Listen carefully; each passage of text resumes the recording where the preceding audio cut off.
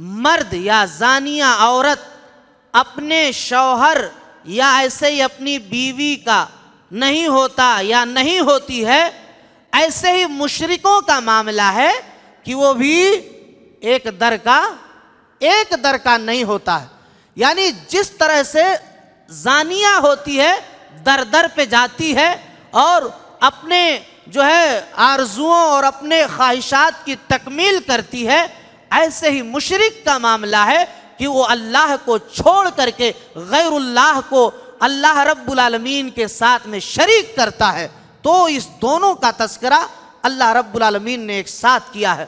تو اس طرح سے ان کا یہ سارا عمل جو اس گمان میں ہے کہ جو ہے ہم اللہ کے ہاں اس کا بدلہ پائیں گے، تو یاد رکھیں عمل صالح کے ساتھ ساتھ اعمال کے ساتھ ساتھ ایمان کی قید لگائی گئی ہے. یعنی ایمان والا اگر عمل کرے گا تو اللہ تبارک و تعالیٰ اس کا بدلہ عطا فرمائے گا، اللہ اس کا بدلہ جنت دے گا.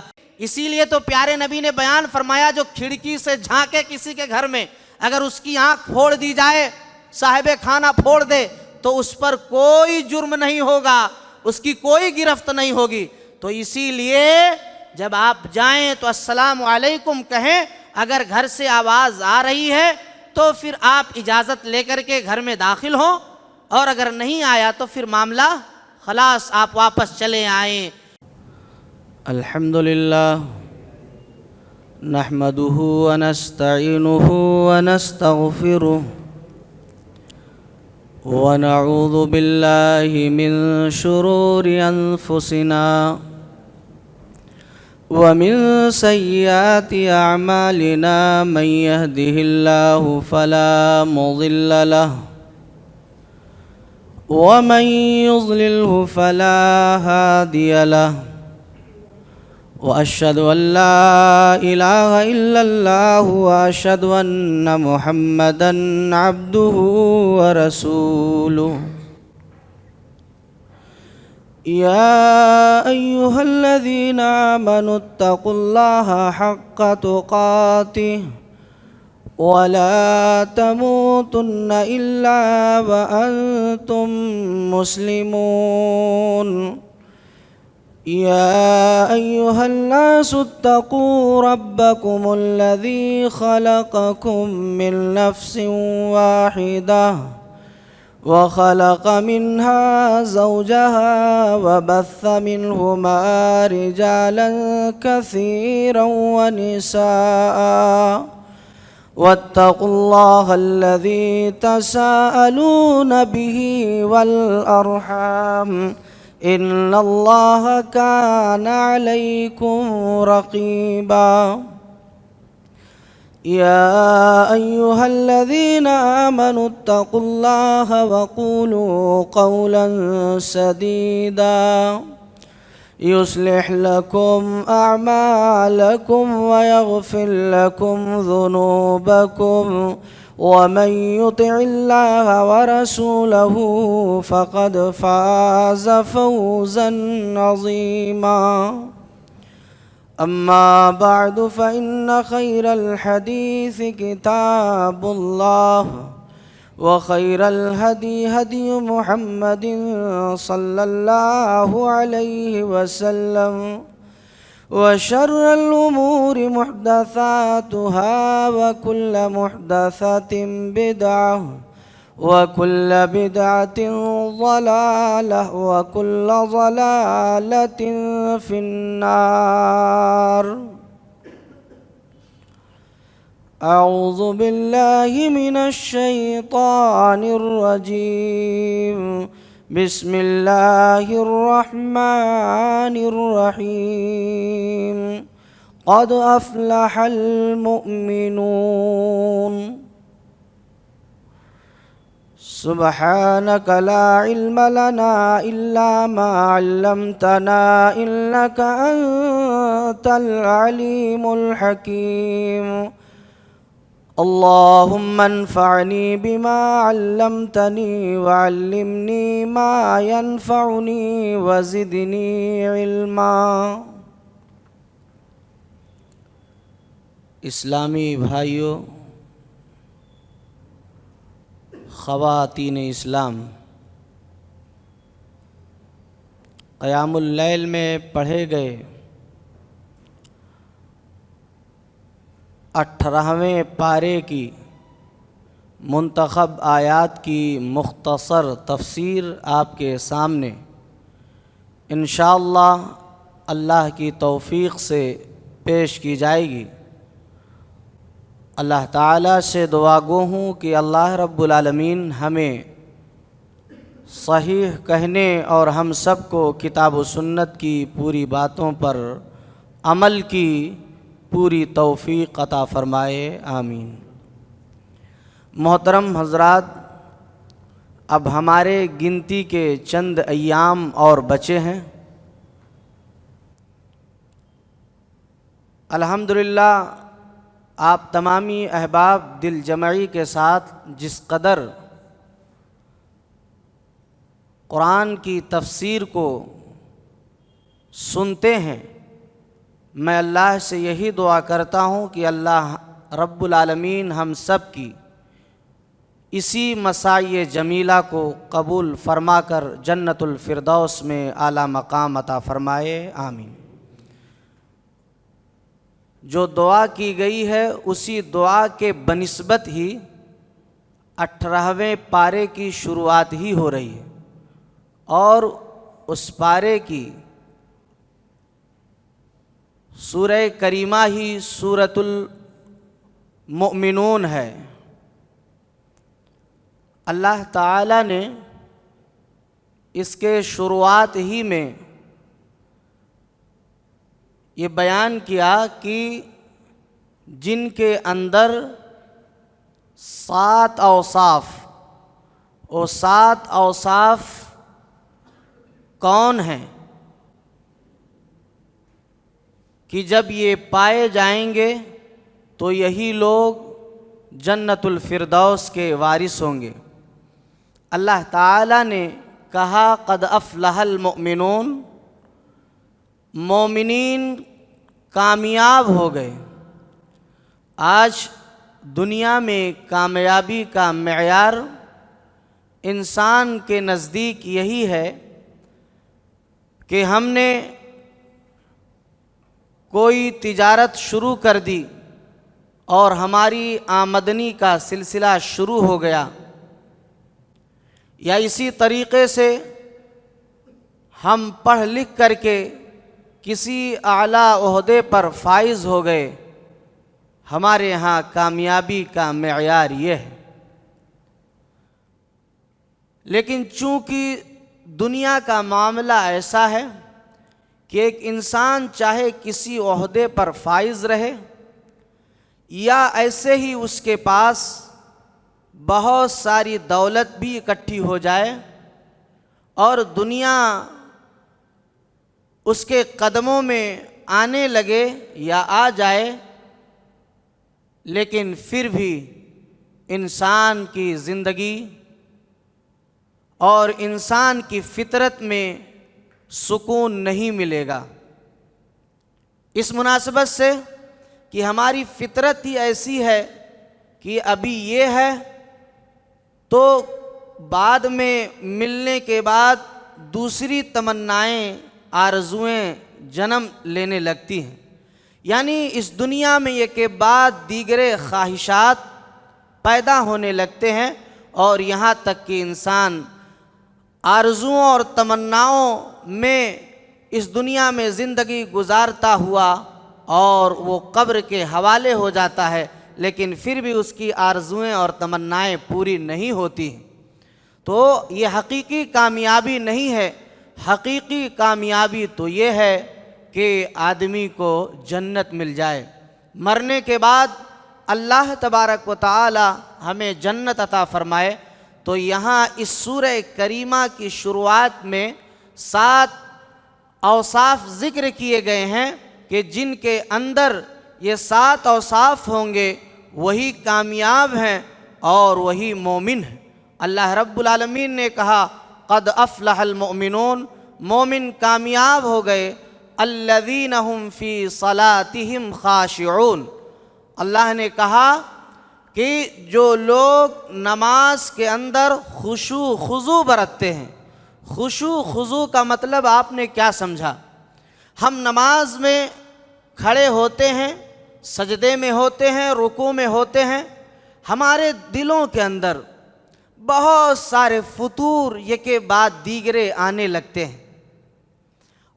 تو جو فطور یا جس طرح سے ہماری نمازوں میں جو بھی وسوسے آئیں بلا ارادہ بلا قصد، تو اس پر تو ہماری کوئی گرفت نہیں ہے، لیکن جو ہم جان بوجھ کر کے نماز کے خشوع خضوع میں خلل ڈالیں جیسے ارادے کے ذریعے سے، تو اس میں ہماری پکڑ ہے، اور جو ویسے ہی آتی ہے اس میں ہماری اور آپ کی پکڑ نہیں ہے، اس پر انسان کا اپنا قابو نہیں ہے۔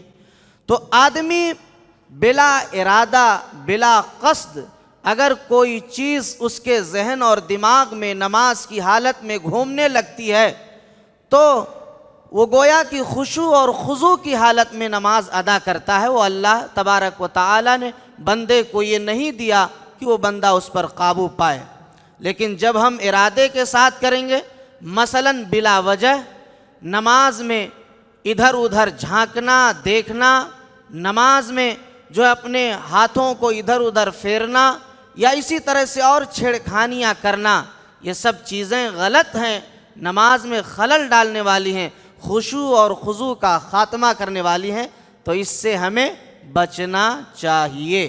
اور اگر کسی کے اندر کوئی وسوسہ پیدا ہوتا ہے تو وہ معاملہ الگ ہے، لیکن انسان اپنے ارادے کے ذریعے سے ایسے وہم ایسے وسوسوں کو اپنی زندگی میں اپنی نماز میں نہ لائے۔ تو یہ ہے الذین هم فی صلاتهم خاشعون والذین هم عن اللغو معرضون۔ مومن وہ ہیں جنت کے وارثین کہ جو لغو باتوں سے اعراض کرتے ہیں۔ لغو بات یعنی بیہودہ باتیں، بے فضول کی باتیں نہیں کرتے ہیں، لیکن آج ہمارا اور آپ کا وتیرہ اس سے الگ ہے کہ ہم بلا مطلب کے ادھر ادھر اپنی زبان کو چلاتے رہتے ہیں، اور زبان کی تعلق سے یہ بات جان لیں کہ پیارے نبی صلی اللہ علیہ وسلم نے بیان فرمایا کہ تم مجھے دو چیزوں کی ضمانت دو، میں تمہیں جنت کی ضمانت دیتا ہوں۔ من یضمن لی بین لحییہ و بین رجلیہ، جس شخص نے مجھے دو چیزوں کی ضمانت دے دی میں اسے جنت کی ضمانت دیتا ہوں۔ پیارے نبی صلی اللہ علیہ وسلم نے بیان فرمایا، ایک تو زبان، دوسری شرمگاہ۔ یہ زبان یہ انسان کو دنیا میں لاٹھی اور ڈنڈے بھی کھلاتی ہے، اور یہی زبان انسان کو جو ہے اچھے اچھے پکوان بھی کھلاتی ہے۔ آپ اسی زبان کا استعمال کہیں باہر نہیں، آپ اپنی اہلیہ محترمہ کے اوپر ذرا غلط استعمال کر کے دیکھو، برداشت کرے گی؟ ارے بتائیے، برداشت کرے گی؟ آپ کی جورو آپ کی غلط بات کو برداشت کر سکتی ہے؟ ہاں، کر سکتی ہے کیا؟ نہیں کر سکتی ہے۔ تو جب آپ کی جیون ساتھی، آپ کی رفیق حیات آپ کی غلط باتوں کو برداشت نہیں کر سکتی ہے، تو اس کائنات میں، اس جہان میں دنیا کا عام آدمی آپ کی غلط باتوں کو برداشت کر سکتا ہے؟ بولیے، نہیں کر سکتا نا۔ تو اسی لیے زبان کہاں، کب، کیسے، کس وقت، کس طرح کھولی جائے، ان باتوں کا ہمیں اور آپ کو بہت خاص دھیان رکھنا ہوگا۔ آج مسلمان جو ہے زبان کی حفاظت سمجھتا نہیں ہے، اور آدمی سماج اور معاشرے میں اپنے گھر بار میں ناسور تو بنا ہوا ہے، لیکن آج کی دنیا دیکھیے، موبائل سوشل میڈیا کی دنیا، مسلمان جیسے تیسے چاہتا ہے یوں ہی بکنا شروع کر دیتا ہے، اور اس کا خمیازہ، اس کا ریئیکشن دیکھتے ہیں کس طرح سماج میں آتا ہے۔ اسی لیے اپنی زبان کو جب کھولو تو ہزارہ بار سوچ لو اور تولو، اس کے بعد بولنے کی کوشش کرو کہ ہمارا بولنا صحیح ہوگا کہ غلط ہوگا۔ اسی لیے شاعر نے کہا ہے کہ جب کبھی بولنا وقت پر بولنا، مدتوں سوچنا مختصر بولنا، ڈال دے گا ہلاکت میں ایک دن تجھے، اے پرندے تیرا شاخ پر بولنا۔ یعنی اس زبان ہلکی سی اگر غلطی ہوئی تو دیکھیے زمین کا آسمان، آسمان کا زمین ہو جاتا ہے، اسی لیے بڑی احتیاط سے استعمال کرنا ہوگا۔ تو اہل جنت کی شان اللہ تعالیٰ نے بیان فرمائی کہ جو جنت کے وارثین ہوں گے وہ لغو باتوں سے اعراض کریں گے۔ والذین هم للزکاة فاعلون، اللہ تعالیٰ نے کہا کہ وہ زکوٰۃ کی ادائیگی کرنے والے ہوتے ہیں۔ اس کے بعد اب ہمارے اور آپ کے جیسے نہیں کہ ہمارے اوپر زکوٰۃ واجب ہو گئی لیکن پھر بھی ہم زکوٰۃ ادا نہیں کرتے۔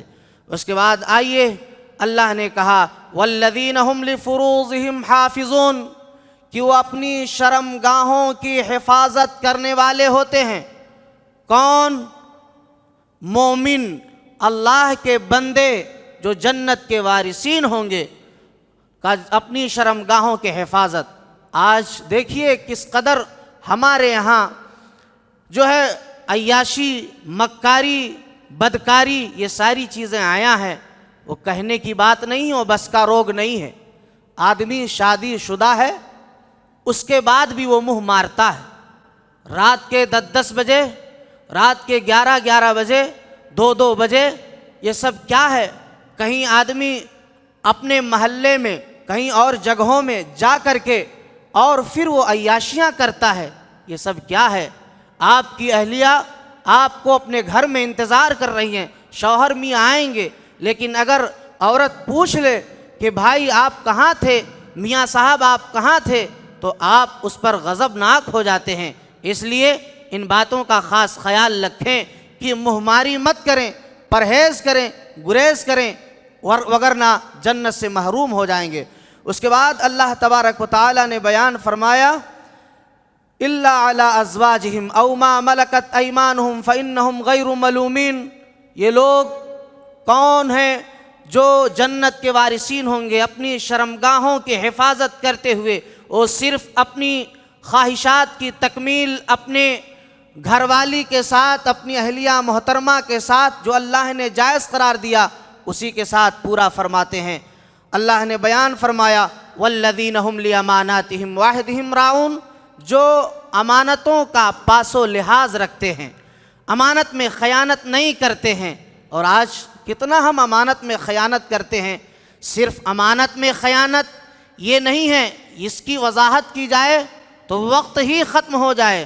امانت میں خیانت یہ بھی ہے کہ آپ اپنی کوئی بات ہو اور کسی دوست کو بتلا دیں اور اس سے یہ بھی کہہ دیں کہ بھائی آپ میری بات یہ دوسرے سے نہ بتلانا، لیکن دوست کو سمجھ میں نہیں آیا، اس نے وہ بات دوسروں تک پہنچا دی، تو یہ بھی امانت میں خیانت ہے۔ اور جب پہنچایا تو معاشرے میں فتنہ و فساد برپا ہو گیا۔ اس لیے ہمیں اس سے پرہیز کرنا چاہیے۔ اسی طریقے سے ہمارے جوان، وہ جوان، آپ اس بات کو یاد کر لیں، ایسے بہت سارے جوان ہیں چونکہ جو معاشرے کے اندر ایسے ناسور بنے ہوئے ہیں۔ آدمی اپنی بیوی سے ملتا ہے، اہلیہ محترمہ سے ملتا ہے، رات کے وقت کیا کیا میاں بیوی کرتے ہیں، بات آپ کو سمجھ میں آ رہی ہے نا؟ میاں بیوی رات میں کیا کیا کرتے ہیں جو اپنی خواہشات کی تکمیل کرتے ہیں۔ یہی جوان اپنے جوان دوستوں کی محفل میں جب جاتا ہے تو وہ کیا کرتا ہے معلوم ہے؟ وہ بیان کرتا ہے کہ آج میری بیوی کے ساتھ میں نے ایسا کیا، ویسا کیا، اس طرح کیا، یہ ساری حرکتیں۔ اللہ والو، اس سے پرہیز کرو، ان باتوں پر پردہ ڈالو۔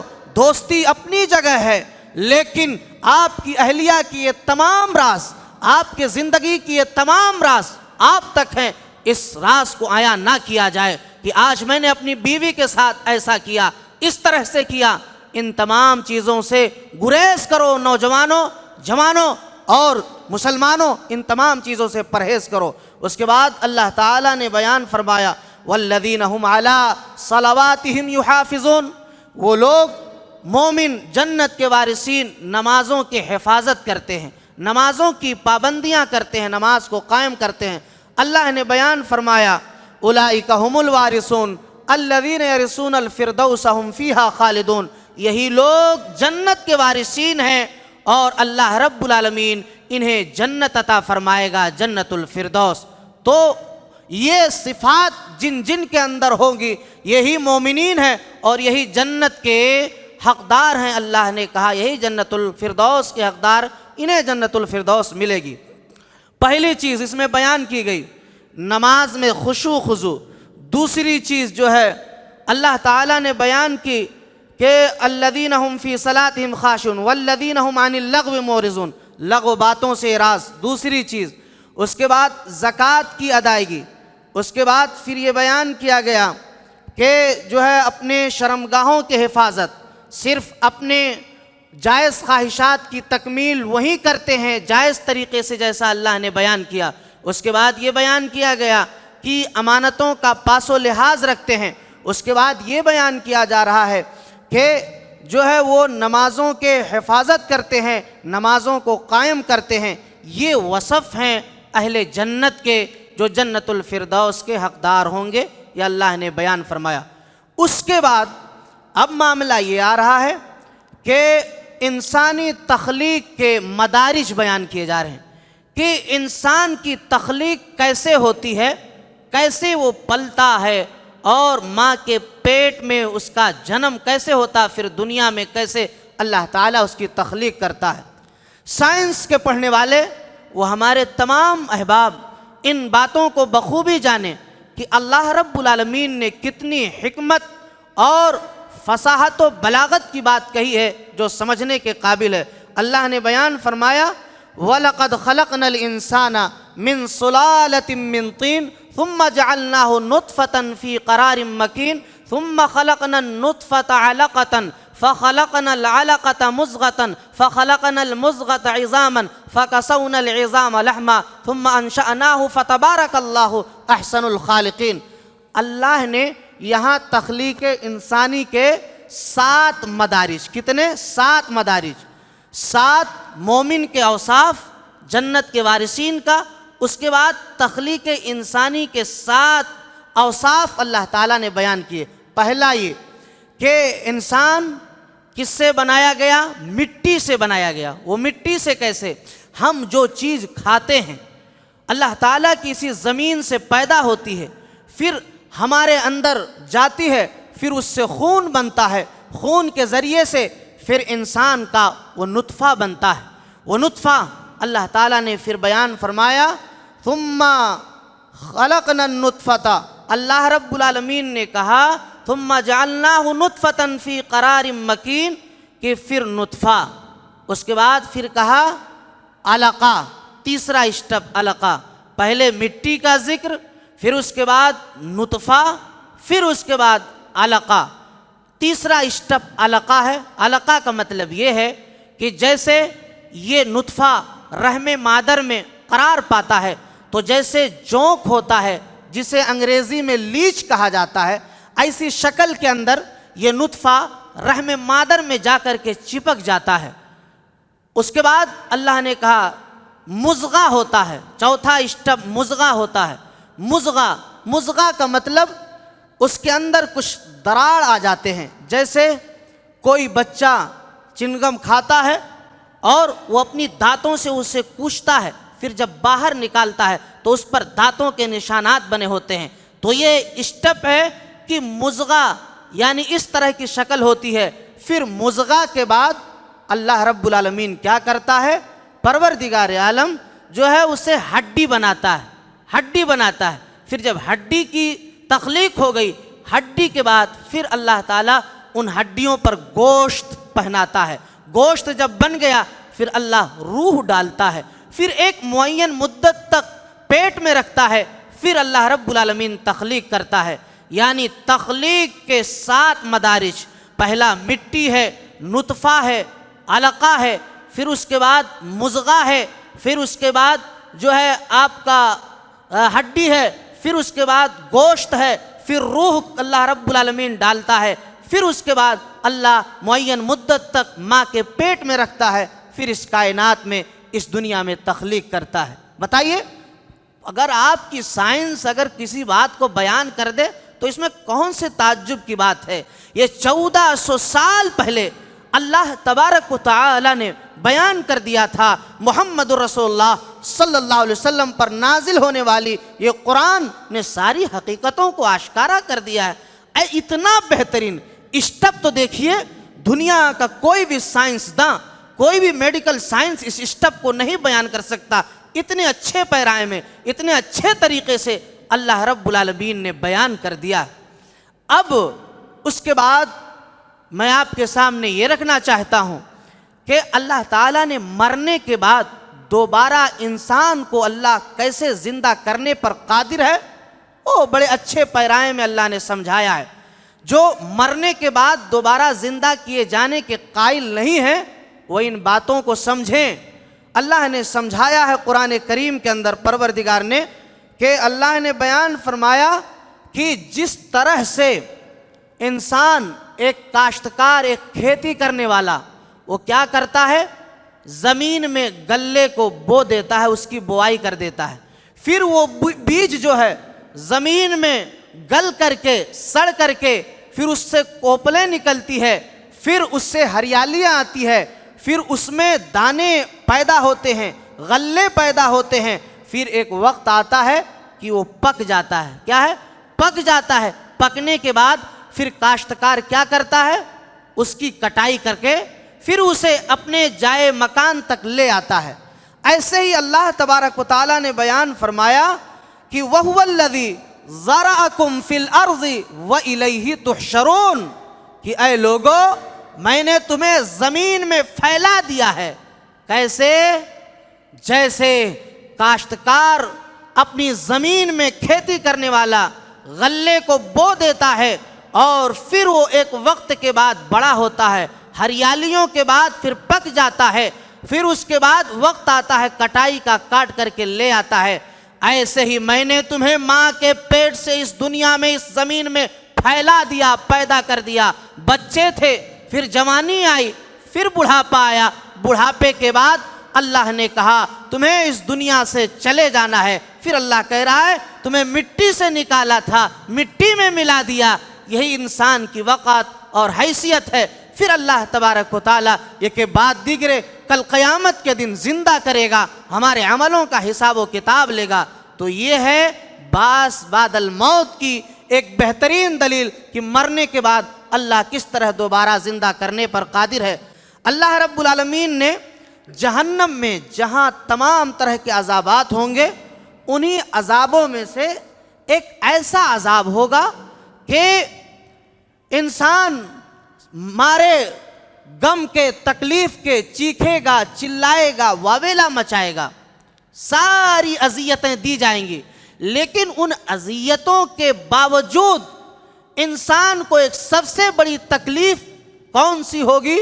وہ یہ ہوگی کہ فطرت انسانی میں یہ بات داخل ہے کہ انسان جب کوئی پریشانی آتی ہے، کوئی بات ہوتی ہے، تو جب تک ایک دوسرے سے اپنی باتوں کو شیئر نہیں کر لیتا ہے تو اس کا غم، اس کا دکھڑا ہلکا نہیں ہوتا ہے۔ ایسے ہی جہنمی کو جب جہنم میں عذابات دیے جائیں گے تو چیخے گا، چلائے گا، لیکن اس کے غم کا دکھڑا بولو کوئی سننے والا نہیں ہوگا۔ یہ بھی ایک بہت بڑا عذاب ہے کہ انسان کا کوئی غم، کوئی دکھڑا جہنم میں سننے والا نہیں ہوگا۔ یہ بہت بڑا عذاب ہے۔ اس لیے ہمیں اور آپ کو جہنم سے بچنے کی کوشش کرنی چاہیے۔ اللہ ہم سب کو جہنم سے بچائے، جنت الفردوس میں اعلیٰ مقام عطا فرمائے، آمین۔ اس کے بعد یہ کہا جا رہا ہے وَقُلْ رَبِّ اغْفِرْ وَارْحَمْ وَأَنْتَ خَيْرُ الرَّاحِمِينَ، اللہ سے دعا کرو اللہ مجھے معاف فرما، مجھ پر رحم و کرم فرما، اللہ تو بہت زیادہ رحم اور کرم کرنے والا ہے۔ یہاں دیکھیے رحم اور کرم کو رب اغفر کا لفظ استعمال کیا گیا، مطلب یہ ہے، مفہوم یہ ہے کہ اللہ رب العالمین کل قیامت کے دن جب حساب و کتاب ہوں گے تو لوگوں کے اعمال پیش کیے جائیں گے، عیاں کیے جائیں گے، پھر انسان پریشان ہوگا، رسوائیاں ہوں گی۔ تو یہی کہا گیا اس آیت کریمہ کے ٹکڑے میں کہ جس طرح ہم نے ٹوپی پہن لی ہے، ہمارے سر کے بال ڈھپ گئے ہیں، جس طرح ہم ہیلمٹ پہنتے ہیں، ہمارے منہ ہمارے چہرے چھپ جاتے ہیں ہیلمٹ کے ذریعے سے، یا کوئی اور چیز ہم پہن لیتے ہیں، ہمارے سر ڈھک جاتے ہیں، اے اللہ رب العالمین کل قیامت کے دن ہمیں میدان محشر میں ہمارے گناہوں کو لوگوں کے سامنے عیاں نہ کرنا، پروردگار ہمارے گناہوں پر پردہ ڈال دینا اور اپنی رحمتوں کا نزول کر دینا۔ اللہ ہماری مغفرت فرما، تو بہت زیادہ رحم و کرم کرنے والا ہے۔ یہ ہے مطلب وَقُلْ رَبِّ اغْفِرْ وَارْحَمْ وَأَنْتَ خَيْرُ الرَّاحِمِينَ، اللہ مجھ پر رحم فرما، بہت زیادہ رحم و کرم کرنے والا ہے، یعنی انسان کے گناہوں پر اللہ پردہ ڈال دے۔ تو یہ ہے، یہ دعا ہمیں اور آپ کو کرنی چاہیے۔ آگے چلتے ہیں سورہ نور۔ سورۃ النور جو ہے یہ سورہ کریمہ بڑی اہمیت کی حامل ہے، یوں تو پورا قرآن اہمیت کا حامل ہے، لیکن چونکہ اس سورہ کریمہ کے اندر مسلم معاشرے میں برائیوں پر قابو کیسے پایا جائے اس کا حل بتلایا گیا، یعنی ایک آیت سے لے کر کے 26 آیتیں تک جو ہے ہمارے سماج میں مسلم معاشرے میں برائی ہو تو اس کو کیسے ختم کیا جائے اس کا حل بتلایا گیا ہے، تدارک کیسے کیا جائے، اور پھر 27 سے لے کر وہاں تک کہ اگر مسلم معاشرے میں ان اصولوں کی پاسداری کی جائے تو ہمارا معاشرہ اچھا معاشرہ ہو جائے گا، بہترین معاشرہ ہو جائے گا، یہ بتایا گیا ہے۔ اور سورہ نور، سورہ احزاب، سورہ نساء، یہ 3 سورتیں قرآن کریم میں ایسی ہیں کہ جن میں عورتوں کے خصوصی مسائل اور معاشرتی زندگی کا تفصیلی ذکر ہے، تفصیلی معاملات بیان کیے گئے ہیں۔ سورہ نساء، سورہ احزاب، سورہ نور، یہ 3 سورتیں ایسی ہیں کہ جن میں عورتوں کے خصوصی مسائل اور معاشرتی معاملات کا تذکرہ تفصیلی کیا گیا ہے، اللہ تعالیٰ نے کیا ہے۔ اب آئیے، چونکہ 1 سے لے کر کے 26 آیت تک اس میں معاشرے میں، مسلم معاشرے میں جو ہے برائیوں پر قابو کیسے پایا جائے اس کا ذکر ہے، تو دیکھ لیتے ہیں۔ سب سے پہلے اللہ تبارک و تعالیٰ نے یہ بیان فرمایا ہے کہ اللہ رب العالمین نے یہ کہا کہ غیر شادی شدہ اگر زنا کر بیٹھتے ہیں تو ان کی سزا کیا ہے، اور شادی شدہ ہیں اگر وہ زنا کر بیٹھتے ہیں تو ان کی سزا کیا ہے۔ اللہ رب العالمین نے بیان فرمایا الزانیۃ والزانی فاجلدوا کل واحد منہما 100 جلدہ۔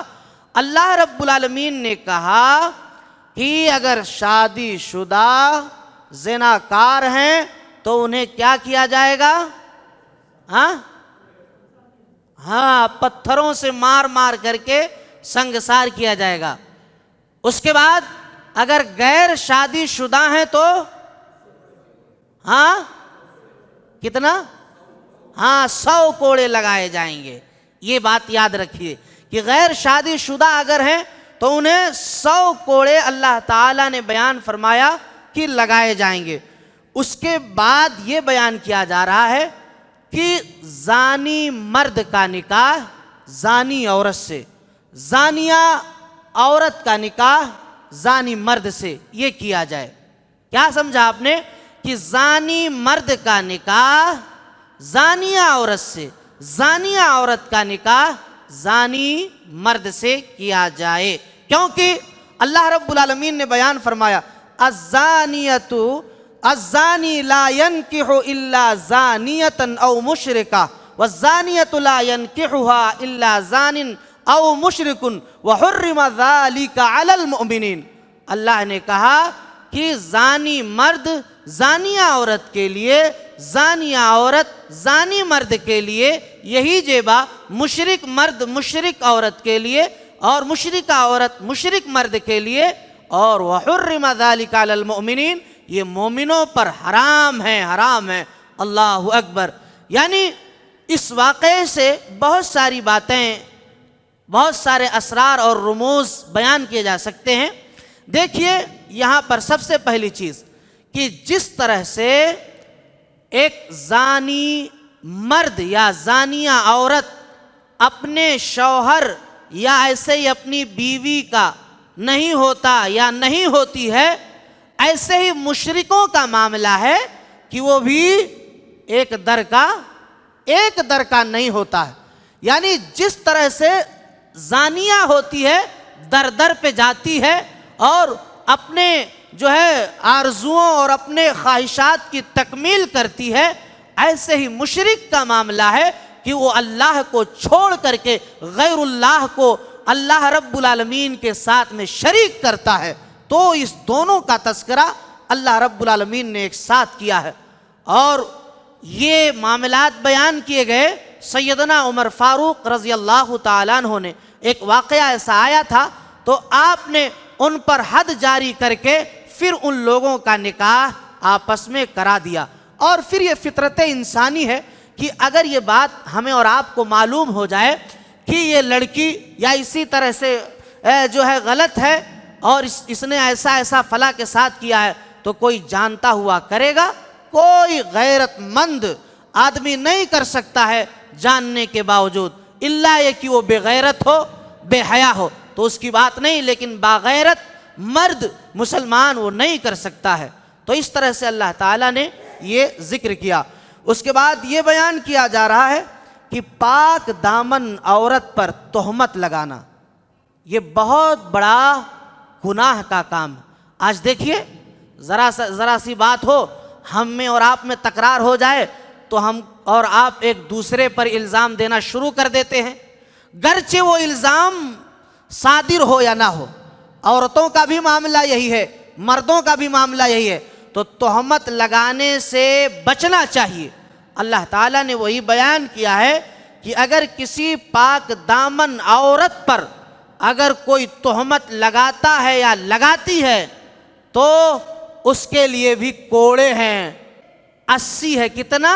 80 کوڑے. اگر کسی پر پاک دامن مرد پاک دامن عورت پر کوئی تہمت لگاتا ہے، جرم نہ ثابت کر پائے تو یہ تہمت کے زمرے میں ہے، پھر اس کے اوپر کوڑے برسائے جائیں گے. اللہ تعالیٰ نے بیان فرمایا والذین یرمون المحصنات ثم لم یأتوا بأربعة شہداء فاجلدوہم 80 جلدة ولا تقبلوا لهم شہادة ابدا واولئک هم الفاسقون.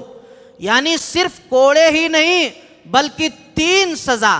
ایک تو 80 کوڑا پڑے گا دنادن. اس کے بعد پھر دوسری سزا یہ ہے کہ بیان کیا گیا کہ اس کی شہادت کبھی بھی قبول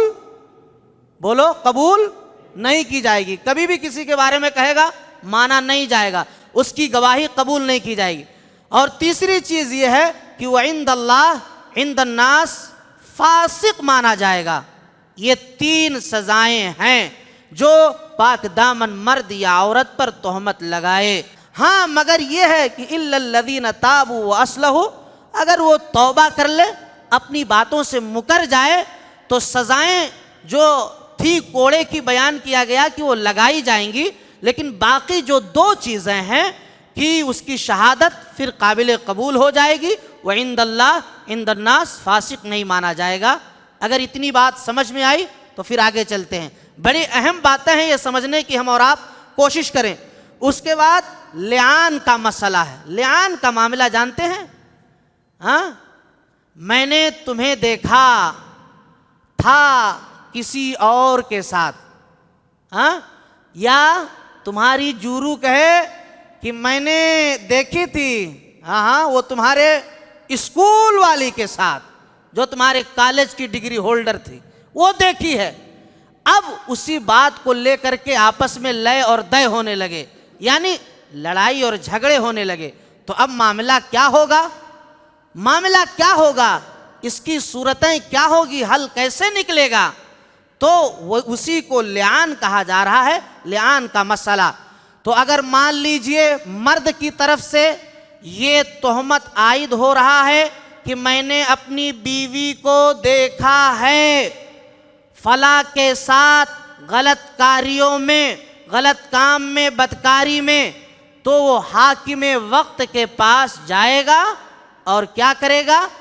4 مرتبہ قسم کھائے گا، اللہ کی قسم میں نے بیگم کو فلاں کے ساتھ دیکھا ہے، پکڑا ہے رنگے ہاتھوں، تو پھر 5ویں بار کیا کہے گا کہ اگر میں اپنے کہنے میں یا اس بات کو صادر کرنے میں غلط ہوں تو مجھ پر اللہ کی لعنت ہو۔ اللہ تعالیٰ نے یہی بیان فرمایا، تو یہ کہے گا حاکم وقت کے پاس۔ تو اس طرح سے جو سزا ہے زنا کی وہ کیا ہے، ٹل جائے گی، یہ ہوا۔ اور اسی طرح سے آپ کی بیگم آپ کے سلسلے میں اگر معاملات کو عائد کرتی ہے یا اسی طرح سے وہ اپنی دفاع کر رہی ہے کہ اللہ کی قسم میں ایسی نہیں ہوں، اللہ کی قسم میں ایسی نہیں ہوں، اللہ کی قسم میں ایسی نہیں ہوں، اللہ کی قسم میں نے غلط نہیں کیا ہے، 5ویں بار یہ کہہ رہے ہو کہ اگر جو ہے میرا شوہر اپنے دعوے میں سچا ہے اور میں جھوٹی ہوں تو مجھ پر اللہ کی کیا ہے، لعنت ہو۔ تو اس طرح سے تو حاکم وقت سزا کو ٹال دے گا، لیکن پھر معاملہ جانتے ہی ہو کہ زندگی میں اب جمنے والی نہیں ہے، معاملہ بڑا طویل ہو گیا، اب کھٹ پٹ ہو گئی تو وہیں سے رفع دفع کرا دیا جائے گا، جا اب تیرا راستہ الگ میرا راستہ الگ۔ لیکن یہاں پر ایک بات قابل غور یہ ہے کہ اللہ تبارک و تعالی نے جو حد جاری کرنے کی شرط کی ہے وہ یہی نہیں ہے کہ صرف آپ نے دیکھا ہو تو سزا پائیں گے، بلکہ 4 گواہ۔ کتنے گواہ لانا پڑے گا؟ 4 گواہ، چاروں نے ایک ہی وقت میں دیکھا ہو تو پھر چاروں آدمی گواہی دیں گے بیک وقت۔ اور اگر چاروں میں سے کسی کا معاملہ ذرا ڈسمس ہوا تو بولو کیا ہو جائے گا؟ ہاں، معاملہ رد ہو جائے گا، جرم عائد نہیں ہوگا، سزا کے مستحق نہیں ہوں گے۔ اللہ سبحانہ و تعالی نے ہمیں سمجھانے کی کوششیں کی ہے کہ اس کے بعد ام المومنین اماں عائشہ صدیقہ رضی اللہ تعالیٰ عنہ پر جو الزامات عائد کیے گئے تھے، جسے واقع افک کہا جاتا ہے۔ واقع افک کا مطلب الٹ پلٹ دینا۔ تو اللہ کے رسول جناب محمد رسول اللہ صلی اللہ علیہ وسلم ایک غزوے میں گئے ہوئے تھے، غزوے بنو مستلق سے واپسی پر مدینے کے قریب فاصلے پر ایک جگہ پڑاؤ ڈالا تھا۔ تو اس پڑاؤ میں ہوا یہ تھا کہ جو ہے ام المومنین اماں عائشہ صدیقہ رضی اللہ تعالی عنہ بھی تھیں۔ چنانچہ ام المومنین اماں عائشہ صدیقہ رضی اللہ تعالی عنہ ہار پہن کر کے گئی تھیں قضاء حاجت کے لیے، اور پھر وہ ہار گم ہو گیا تھا۔ تو پھر اماں عائشہ جب اپنی جگہ پر آئیں تو جو ہے انہیں یاد آیا تو اس ہار کی تلاش میں وہ وہاں پر چلی گئیں۔ اب یہ قافلہ یہاں سے چل گیا اور آپ کے ہودج کو صحابہ کرام نے اٹھا لیا۔ چنانچہ جب اپنے کندھے پر اٹھایا تو ہلکی پھلکی تھی، لوگوں کو صحابہ کرام کو پتہ نہیں کہ اماں عائشہ ہیں کہ نہیں، بس اسی خیال میں کہ ہاں اماں عائشہ ہیں۔ اب اماں عائشہ جب آئیں تو دیکھا کہ قافلہ جا چکا ہے۔ اب اس کے بعد اماں عائشہ صدیقہ رضی اللہ تعالیٰ عنہ وہیں پر لیٹ گئیں، آرام کرنے لگیں، بیٹھ گئیں کہ لوگوں کو جب میرے نہ ہونے کا خیال آئے گا تو وہ پلٹ کر کے مجھے یہیں تلاش کے لیے آئیں گے۔ چنانچہ ایک صحابی رسول حضرت صفوان بن معطل سلمی رضی اللہ تعالیٰ عنہ تھے، جن کا معاملہ یہ تھا کہ جب قافلہ چلا جائے تو وہ جو چیزیں چھوٹ گئی ہوں اس معاملے کی دیکھ ریکھ کر کے وہ ساری چیزیں اگر بچی ہیں تو اس کو لے کر کے آئیں۔ چنانچہ وہ اپنی ڈیوٹی کی پاسداری کرتے ہوئے آئے اور اماں عائشہ صدیقہ رضی اللہ تعالی عنہا کو حجاب کے حکم سے پہلے نازل نہیں ہوا تھا، حجاب کا حکم اس سے پہلے دیکھا تھا۔ چنانچہ آپ نے دیکھا تو کہا یا عائشہ صدیقہ رضی اللہ تعالی عنہا ہے۔ چنانچہ آپ نے جو ہے انہیں اپنی سواری کے اوپر بیٹھا لیا اور اپنی سواری کے نکیل کو پکڑ کر کے وہ چلنے لگے۔ اتنے میں جو ہے دشمنوں کو، منافقوں کو یہ موقع مل گیا اور لوگوں نے دیکھا اس میں عبداللہ بن ابی رئیس المنافقین تھا، اس نے دیکھا ارے یہ تو عائشہ تنے تنہا اور یہ صفوان صحابی رسول جوان، ارے یہ تو تنہائی دونوں کی نعوذ باللہ من ذالک بے سبب نہیں ہے۔ اب وہیں سے پروپیگنڈا اچھالنا شروع کر دیا کہ عائشہ غلط ہیں، عائشہ غلط ہے، صفوان کے ساتھ جو ہے ملزوم اور مطعون ٹھہرا دیا کہ ان کے ساتھ جو ہے یہ غلط ہیں، اب اور یہ تمام معاملات عیاں کر دیے گئے۔ اللہ اکبر، خود بیان کیا گیا کہ اس میں چند مسلمان بھی ان جھوکوں میں آ گئے، ان غلط معاملات میں آ کر کے انہیں بھی یقین ہو گیا کہ ہاں ایسا ہی ہو سکتا ہے، جس میں حضرت مصطح بن وثاثہ، حمنہ بنت جہش، یہ تمام صحابہ کرام بھی جو ہے یہ اس فندے میں، منافقوں کے اس فندے میں آ گئے، اور وہ لوگ بھی اس بات کے قائل ہو گئے کہ ہاں عائشہ غلط ہیں۔ اللہ اکبر، پیارے نبی جناب محمد رسول اللہ صلی اللہ علیہ وسلم پورے 1 مہینے تک پریشان رہے۔ اما عائشہ صدیقہ رضی اللہ تعالی عنہا نے اپنے شوہر محمد کریم سے کہا کہ اے پیارے حبیب، اے میرے پیارے شوہر، میں کیا اپنی برات کا تم سے معاملہ بیان کروں، اپنی برات کا تذکرہ میں تم سے کیسے کروں اے پیارے حبیب، جبکہ لوگوں نے میرے خلاف ماحول بنا دیا ہے۔ 1 مہینے تک پیارے نبی پریشان رہے، اور اما عائشہ پریشان نہیں۔ اللہ تبارک و تعالی نے پھر جا کر کے ام المومنین اما عائشہ صدیقہ رضی اللہ تعالیٰ عنہ کی شان میں آیت برات کو نازل فرمایا، تب جا کر کے محمد رسول اللہ صلی اللہ علیہ وسلم کو یقین آیا کہ ہاں میری بیوی، میری زوجہ اما عائشہ غلط نہیں ہے، جو عائشہ صدیقہ غلط نہیں ہے، ہم سب کی ماں اما عائشہ غلط نہیں ہے، تب جا کر کے یقین آیا۔ تو اس طرح سے مسلمان بھی ان پروپیگنڈے کے شکار ہو گئے تھے، تو اس واقعے کا تذکرہ اس میں کیا گیا ہے۔ تو اب آپ دیکھیے، مسلمانوں کو تو سزائیں دی گئی تھی، صحابہ کرام پر کوڑے لگائے گئے تھے، لیکن عبداللہ بن ابی کو نہیں لگایا گیا کیونکہ وہ منافق تھا، اس کے لیے آخرت میں عذاب۔ لیکن ان صحابہ کرام کو کہ آپ بلا تحقیق کے، بلا گواہان کے، بلا جرم کے صادر ہونے کے آپ نے کیسے مطعون قرار دے دیا، تو اس جرم میں انہیں کوڑے لگائے گئے، کوڑے لگا کر کے انہیں پاک کیا گیا۔ تو اس طرح سے اللہ تعالیٰ نے اس واقعے کا ذکر فرمایا ہے۔ اس کے بعد یہ بیان فرمایا گیا کہ جب کسی کے گھر جائیں تو سب سے پہلے کیا کریں؟ سلام کریں۔ کیا کریں؟ سلام کریں۔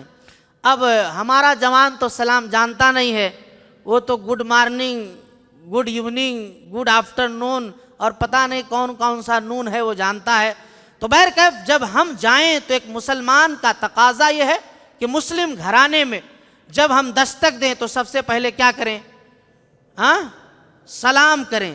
لیکن اب معاملہ یہ ہے کہ صاحب حویلی میں ہیں، کمروں کے بعد کمروں میں قید ہیں، تو پھر ہماری سلام کا کوئی مطلب ہوگا؟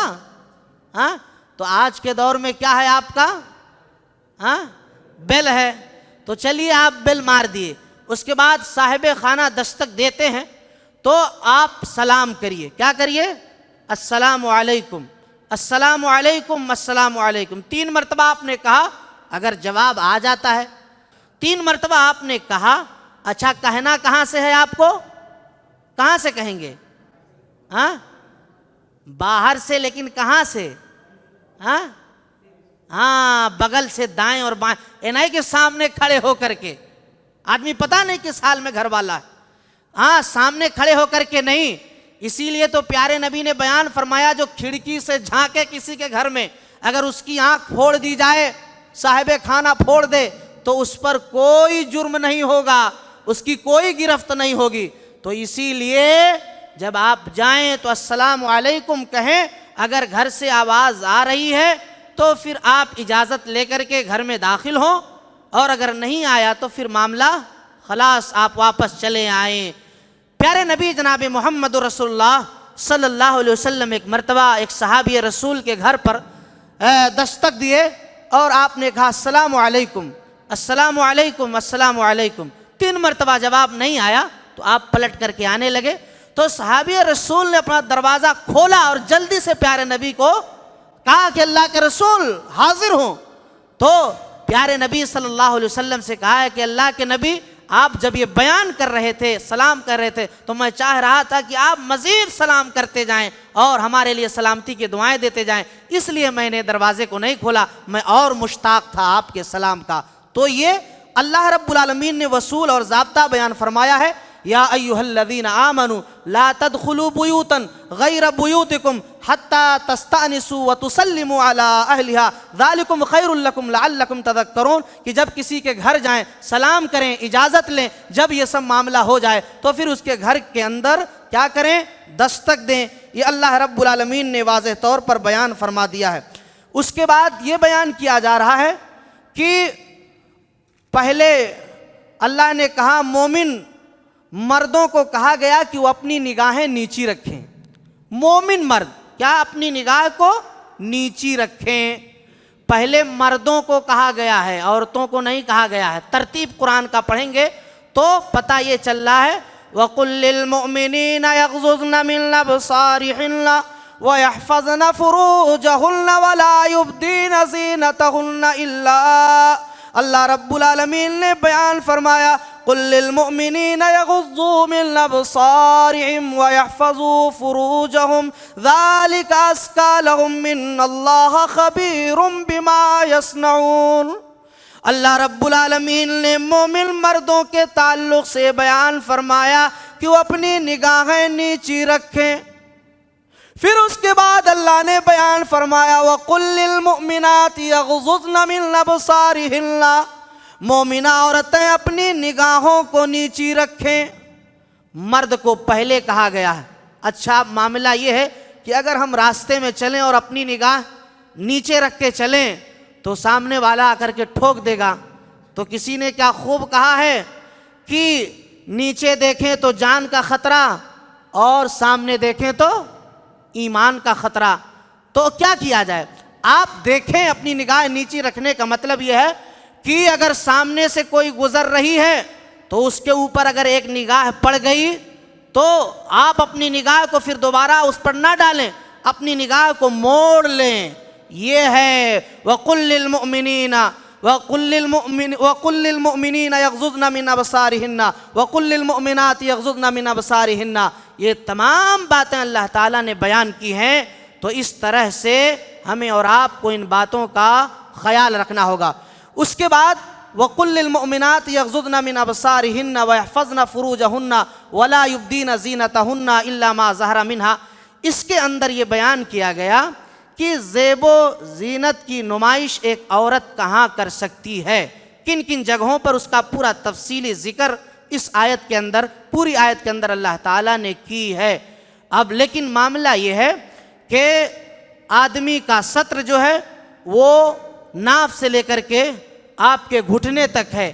تو یہ سب کے سامنے کیا ہوگا, آدمی کو اپنے ستر کا پردہ ضروری ہے. اسی طرح سے عورت کو اپنے ستر کا پردہ سامنے ضروری ہے. یہ اللہ تعالیٰ نے بیان کیا.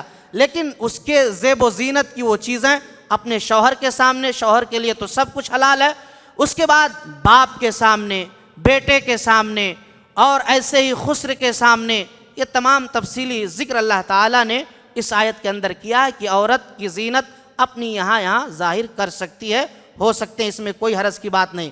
اس کے بعد اللہ تعالیٰ نے یہ بیان کیا کہ تم اپنے بے نکاح مردوں اور عورتوں کی شادیاں کرا دو.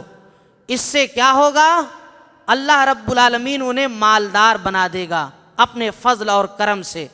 اب اس میں جس جوان کی شادی نہیں ہوئی ہے, اگر وہ 35 سال کے بعد ڈگری ہولڈر ہونے کے بعد بھی اگر یہ طلب میں ہے کہ اچھی جاب مل جائے گی تو یہ چکر وکر چھوڑے, ورنہ معاملہ ختم ہے, بڑھاپے میں قدم رکھ دے گا. پھر معجون وجون بھی کام نہیں کرے گا, دوا ووا بھی کام نہیں کرے گی, یہ فٹنس کے لیے. اس لیے اس سے پہلے ہی تیار ہو جاؤ اپنے آپ کے لیے. ایک زندگی کا ایک اسلوب ہے, اگر اس کے خلاف کرو گے تو خود ہی گھاٹے میں جاؤ گے. تو اللہ سبحانہ و تعالی نے بیان فرمایا وَأَنْكِحُوا الْأَيَامَ مِنْكُمْ وَالصَّالِحِينَ مِنْ عِبَادِكُمْ وَإِمَائِكُمْ إِنْ يَكُونُوا فُقَرَاءَ يُغْنِهِمُ اللَّهُ مِنْ فَضْلِهِ.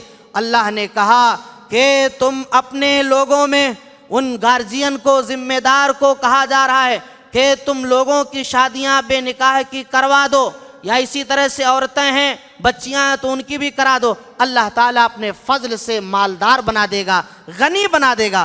اللہ رب العالمین پیارے نبی جناب محمد رسول اللہ صلی اللہ علیہ وسلم نے بیان فرمایا کہ نکاح کرنے والا پاک دامنی کی نیت سے اگر نکاح کرتا ہے تو اللہ کیا کرے گا؟ کیا کرے گا؟ برکت عطا فرمائے گا، مالدار بنا دے گا۔ یہ پیارے نبی بیان فرما رہے ہیں۔ اس کے پاس بیان کیا گیا مکاتب غلام ہو، مکاتب غلام جو ادائیگی کی نیت رکھتا ہو تو اس کے ساتھ بھی اللہ کی مدد رہے گی۔ اسی طرح سے اللہ کے راہ میں جہاد کرنے والا ہو، اس کے ساتھ بھی اللہ کی مدد رہے گی۔ یعنی اس سے پتہ یہ چل رہا ہے کہ ہمارے جوان جو پڑھ لیے ہیں وہ نوکری ووکری کا چکر چھوڑیں، پہلے فرصت میں یہ کام کریں۔ اللہ کہہ رہا ہے جب آپ نکاح کر لیں گے بلوغت کی عمر کے ہونے کے بعد تو اللہ ایٹومیٹک آپ کے لیے بولو رزق کے دروازے کھول دے گا۔ تو عمر کا حصہ غائب ہونے کے بعد پھر زندگی میں مزہ نہیں۔ اسی لیے اللہ تعالیٰ نے کہا کہ بالغ ہو جائیں تم میں سے جو بھی ان کا نکاح، ان کی شادیاں کر دیا جائے۔ اس کے بعد یہ بیان کیا جا رہا ہے کہ 3 اوقات ایسے ہیں کہ گھر میں داخل نہیں ہونا چاہیے۔ وہ 3 اوقات قرآن کریم نے بیان فرمایا، یا ایھا الذین آمنوا لیستأذنکم الذین ملکت ایمانکم والذین لم یبلغوا الحلم منکم 3 مرات۔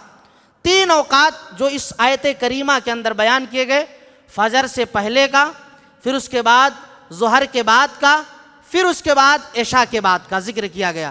کیونکہ فجر سے پہلے آدمی اپنے بیڈ روم میں ہوتا ہے اور پتہ نہیں کس حال میں لوگ ہوتے ہیں، اس سے ممنوع ہے۔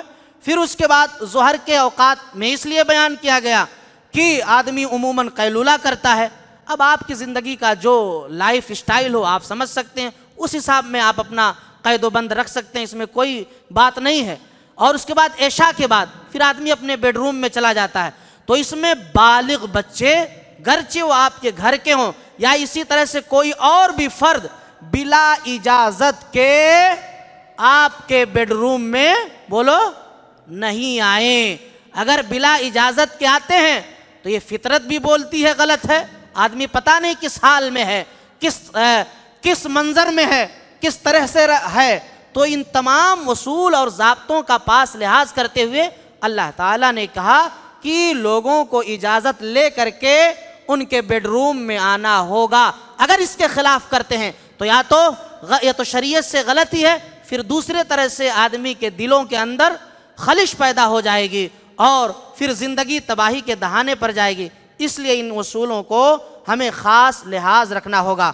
اس کے بعد کہا گیا کہ بوڑھی عورتیں جو بوڑھی مائیں ہیں ان کو پردہ نہیں کرنا، اگر کرتی ہیں تو بہتر ہے۔ کیا ہے؟ بہتر ہے۔ لیکن آج کا معاملہ الٹا ہے۔ 60 سال کی اماں ہے وہ پردے میں ہے اور 20 سال کی بہن ہے وہ بولو بے پرد ہے، یعنی الٹا دور آ گیا۔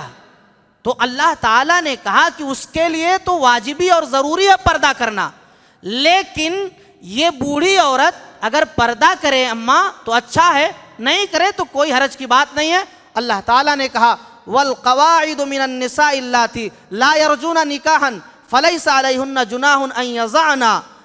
اللہ تعالیٰ نے بیان فرمایا کہ ایسی عورتیں جو بوڑھی ہو چکی ہوں اور عائسہ ہوں، یعنی ان کا حیض آنا بند ہو چکا ہو، تو اگر وہ پردہ کرتی ہیں تو بہتر ہے، نہیں کرتی ہیں تو اس میں کوئی حرج کی بات نہیں ہے۔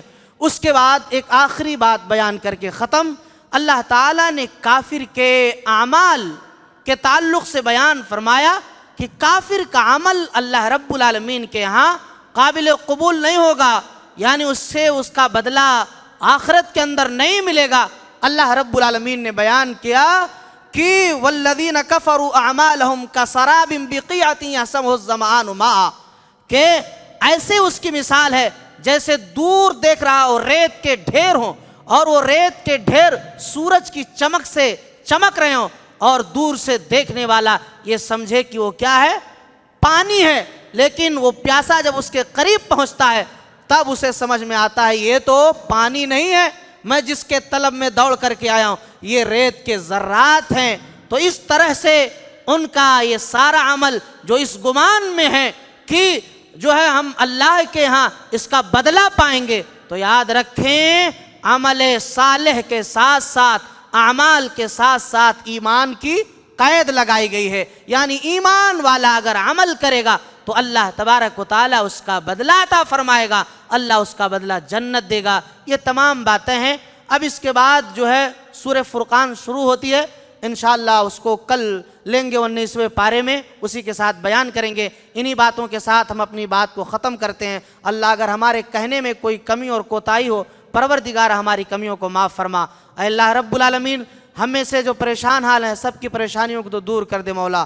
اے رب العالمین، جب تک ہم اس دنیا میں زندہ رہیں، ایمان و اسلام پر زندہ رہیں، جب ہمارا خاتمہ ہو کلمہ توحید لا الہ الا اللہ محمد الرسول اللہ پر ہو۔ رب العالمین، تو نے جو جنت بنائی ہے، اے اللہ ہم تمام موحدین بندوں کو جنت الفردوس میں اعلیٰ مقام عطا فرما۔ آمین، تقبل یا رب العالمین، وآخر دعوانا ان الحمد للہ رب العالمین۔ السلام علیکم ورحمۃ اللہ وبرکاتہ۔